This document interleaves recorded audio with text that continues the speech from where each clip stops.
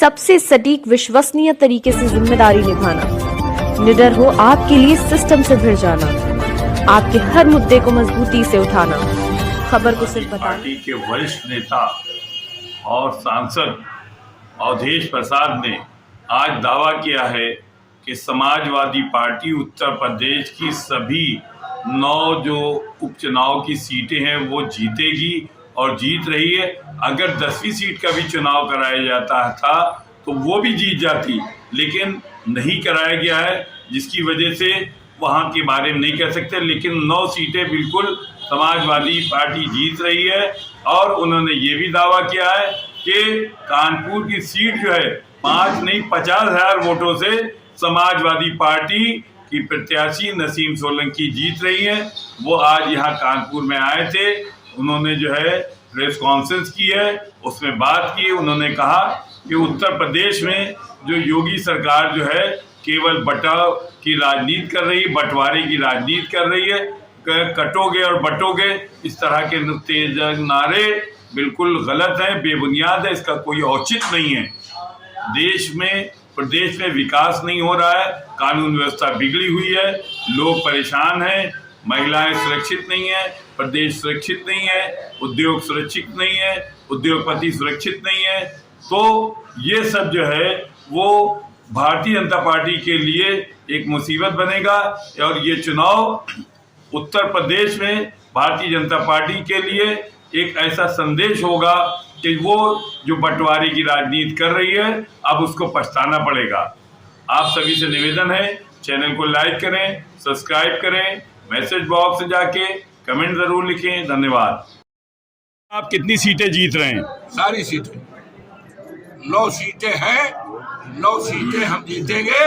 अगर 10वीं सीट हमारी थी, मिल्कीपुर की थी, अगर वहां से ये डर गए, दहशत में हो गए, और दहशत तब हो गई जब अयोध्या से हम जीत गए, तब ये दहशत में डर में है, इसलिए वहां का चुनाव मिल्कीपुर का नहीं हो रहा है। वहां होती तो जमानत नहीं बचती, जमानत ठेकेदार शासन में चली जाती।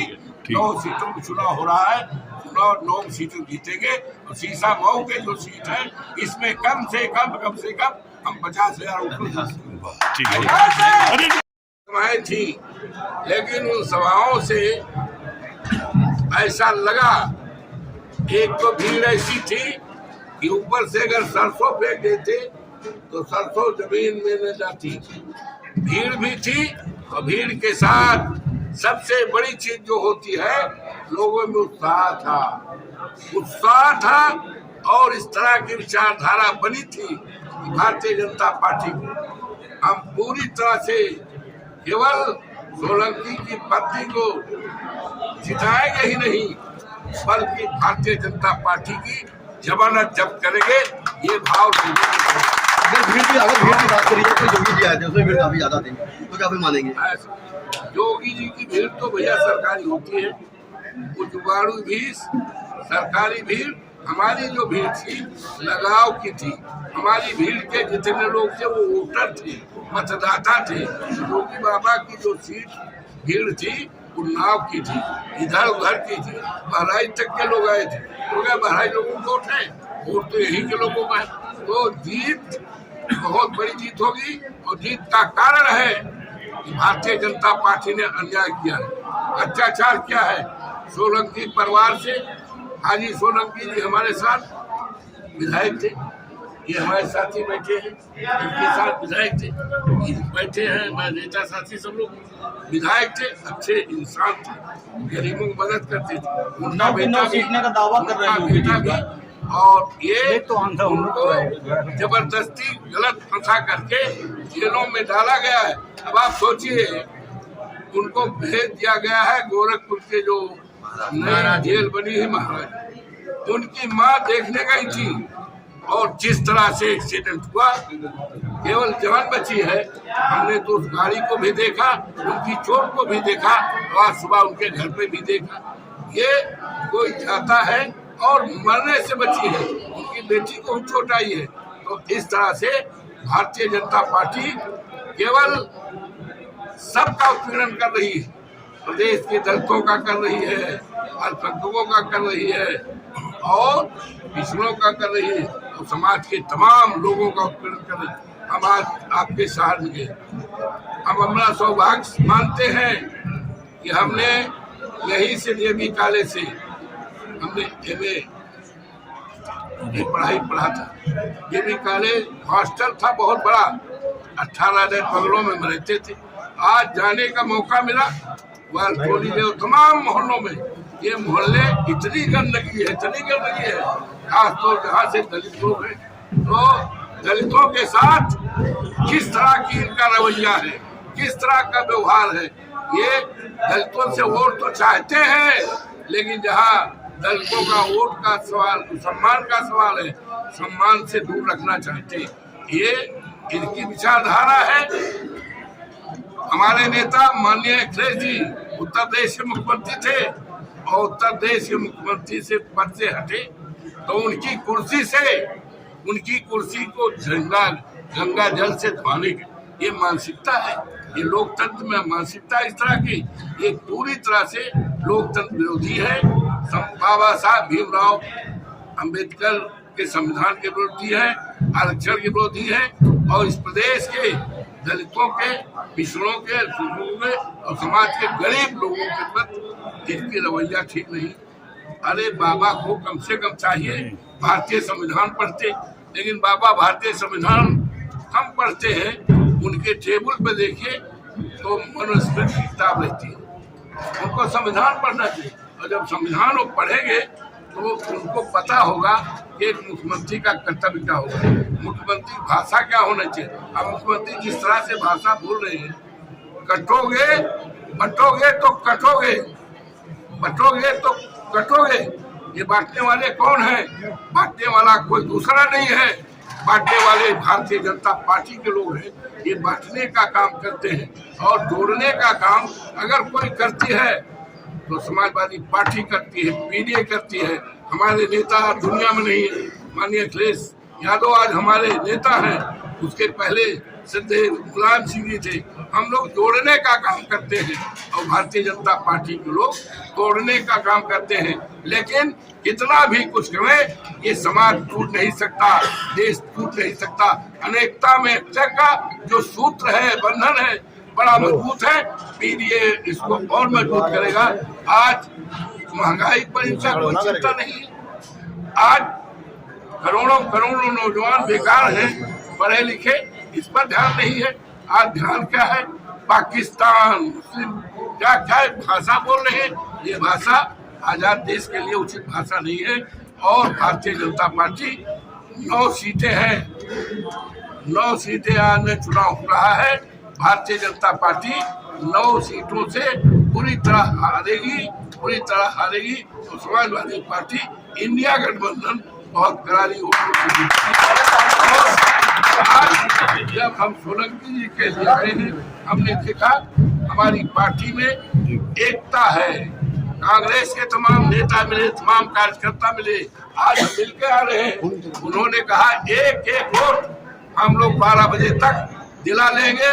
लेकिन वहीं पर भारतीय जनता पार्टी को विश्वास मतदाताओं पर नहीं है, उनको विश्वास है अपने सरकारी अधिकारियों पर, कर्मचारियों पर।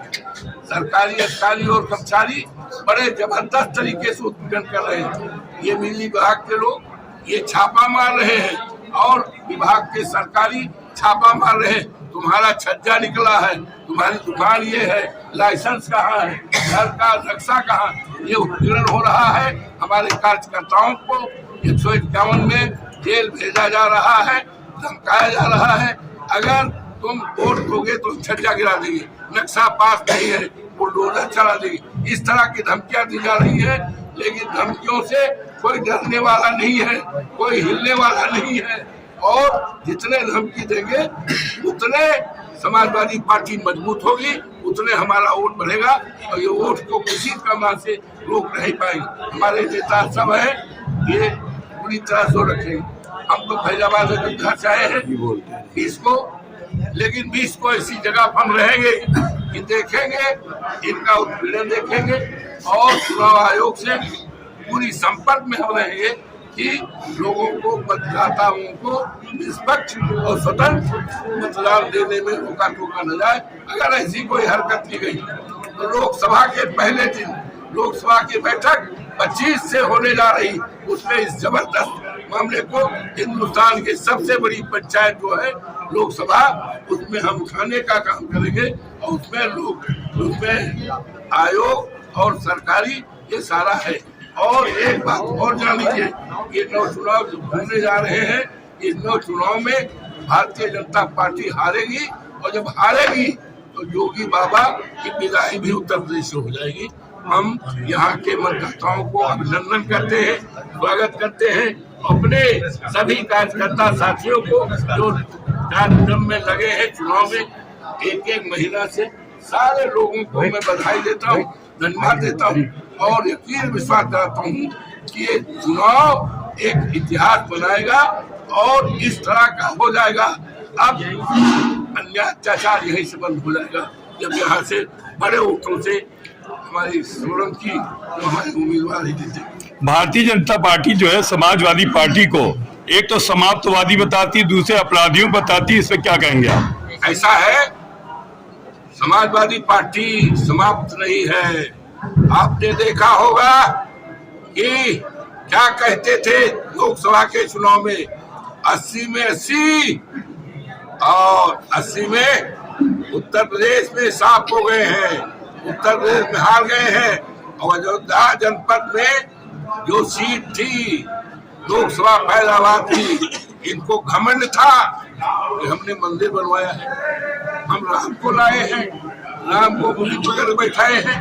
तो मंदिर तो इन्होंने नहीं बनवाया, मंदिर तो उच्चतम न्यायालय के आदेश से बनना शुरू हुआ है और मंदिर अभी अधूरा है। और हमारे आदरणीय प्रधानमंत्री जी उसका 22 तारीख को प्राण प्रतिष्ठा की, जबकि मुहूर्त नहीं था। साधु संतों ने इस बात का सलाह दिया कि न किया जाए, लेकिन उनको तो दिखाई पड़ रहा है था 24 का चुनाव, उनको तो दिखाई पड़ रहा था फैजाबाद लोकसभा सीट अयोध्या की अवधेश प्रसाद पासी जिसपे लड़ रहे थे उस पर दिखाई पड़ रहा था। लेकिन भगवान राम की कृपा से और हमारे नेता अखिलेश यादव सामान्य सीट से अवधेश प्रसाद को जिताया है। और आज चर्चा हिंदुस्तान में अगर चर्चा है तो 2 तरह की चर्चा है कि समाजवादी पार्टी इंडिया गठबंधन का उम्मीदवार अवधेश प्रसाद कैसे जीते और भारतीय जनता पार्टी अयोध्या से कैसे हारी। जिसने मंदिर का दावा किया था, भगवान राम को लाए थे और हिंदुस्तान के सारे मुख्यमंत्रियों को, इनकी पार्टी के सारे गवर्नर्स को और थैली शाहों को पूरी तरह से लाए इस चुनाव में। लेकिन अयोध्या की महान जनता धन्य है, हम उसको प्रणाम करते हैं, उसके चरणों के धूल को प्रणाम करते हैं कि उसने एक इतिहास बनाया है और एक संदेश पूरे हिंदुस्तान में दिया है कि धर्म के आधार पर अब राजनीति नहीं चलेगी, राजनीति चलेगी बाबा साहब भीमराव अंबेडकर के संविधान को बचाने की राजनीति चलेगी। अब राजनीति चलेगी पीडीए की राजनीति चलेगी। अब राजनीति चलेगी इस देश में करोड़ों नौजवान जो पढ़े लिखे हैं उनको रोजगार देने की राजनीति चलेगी, महंगाई रोकने की राजनीति चलेगी और इस देश में आपसदारी भाईचारा कायम करने की राजनीति चलेगी। अब तोड़ने की, हटाने की राजनीति नहीं चलेगी। उपचुनाव में